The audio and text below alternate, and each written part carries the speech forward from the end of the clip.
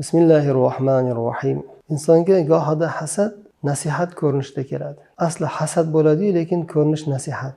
Ya'ni hasadchi nasihatchining to'nini kiyib keladi. Buni Odam alayhissalomga shaytonning nasihat uchun kelishligini ko'rishimiz mumkin. Ya'ni asli nasihat uchun emas, lekin nasihatchiman degan ko'rinishda keladi.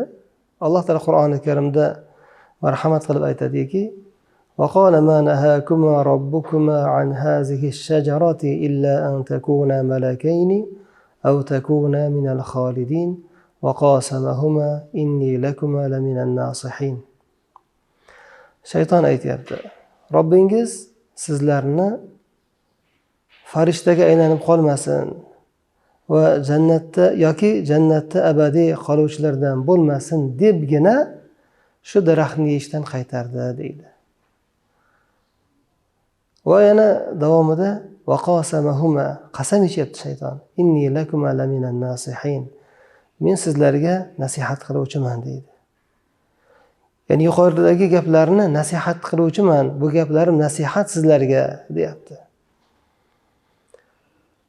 Demak, ko'ryapmizki, shayton bu yerda nasihatchini to'ni bilan hasad maqsadida kelgan.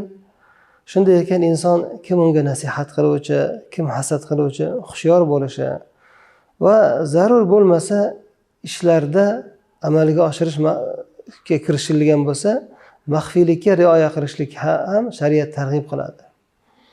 Muaz ibn Jabal roziyallohu anhu dan rivoyat qilingan hadisda Rasululloh sallallohu alayhi vasallam marhamat qilib aytganlar: Ista'inu bi injahi hawaijikum bil kitman fa inna kulla zi ni'matin mahsudun.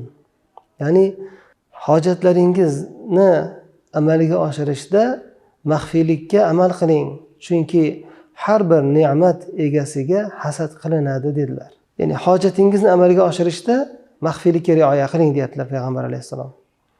Chunki har bir ne'mat egasi, yaxshi niyatimiz bordir, rejalar bordir. O'sha narsalarni birdan oshkor qilib yubormang. Kimdir hasad qilib qo'yadi yoki yo'ldan burib yuboradi degan ma'noda payg'ambar alayhissalom tavsiya qilyaptilar. To'g'ri, ne'matlarni aytishga buyurilganmiz. Va amma bi ni'mati robbika fahaddis. Robbingning ne'matlarini aytgin deyapti Alloh taolo. Aytamiz, qachonki o'sha hasaddan omonda bo'linsa yoki o'sha ne'matlar amalga oshib bo'lgan bo'lsa, keyin gapirib qo'ysak, u mumkin.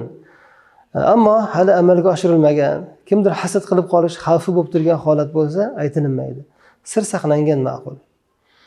Chunki o'sha sir saqlashlik bilan inson o'sha ishni amalga oshirishligi osonroq bo'ladi. Ba'zi mashayixlar siring qoning deydi. Oshkor qilishing, oqizishing uni. Chunki sirlar oshkor bo'lganidan, hasad sababidan hattoki insonlarning joniga ham talofat yetgan holatlar bor. Yoki hech bo'lmaganda, masalan, bir ishga kirishmoqchisiz, oshkor qilib qo'yildi, noo'rin, keraksiz joyda gapirilyapti. O'shanda odamlar fikrdan qaytarib qo'yishi mumkin. Ya, bu ishga bunaqa ishlarni sendan ham ko'ra kuchliroqlar ham amalga oshira olmagan deydi. Yoki mutaxassis bo'lmagan kishilar noto'g'ri baho berib qo'yadi sizni iqtidoringizga. Yoki masalan siz ko'pchilikning nazarida turibman degan bosim bilan o'sha ishni qila olmay qolasiz keyin. Shuning uchun bir ishga kirishiladigan bo'lsa, maxfiylikka rioya qilinsin. Lekin bu degani maslahat olinmasin emas, maslahat olishimiz kerak. Bizni yaxshi ko'radigan, yaxshi tushunadigan, hasad qilmaydigan, bizni yaxshi taniydigan kishilardan. Yusuf alayhissalom otalariga tushlarini maslahat qildilar. Masalan, ana shunday otamizdan, yaqinlardan so'raymiz. Bizlarga yaxshilikni ravo ko'radiganlardan so'raymiz. Kimgadir sovchi qo'yadi masalan, yoki qanaqa safarlari bordir insonlarni. Shu narsalarda ham maxfiylikka rioya qilinsa, ishlar amalga oshishi osonroq bo'ladi.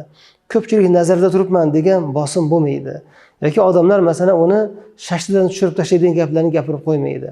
Shunday ekan, Rasul akram alayhissalomning hadislariga amal qilib, u zot aytdilarki, ana ishlaringizni amalga oshirishda maxfiylikka rioya qiling, maxfiylikka amal qiling dedilar. Ana shunday amal qiladigan bo'lsak, ishlarimiz inshaalloh amalga oshadi va turli hasadchilardan, ayniqsa nasihatchining to'nini kiyib keladigan hasadchilardan omonda bo'lamiz.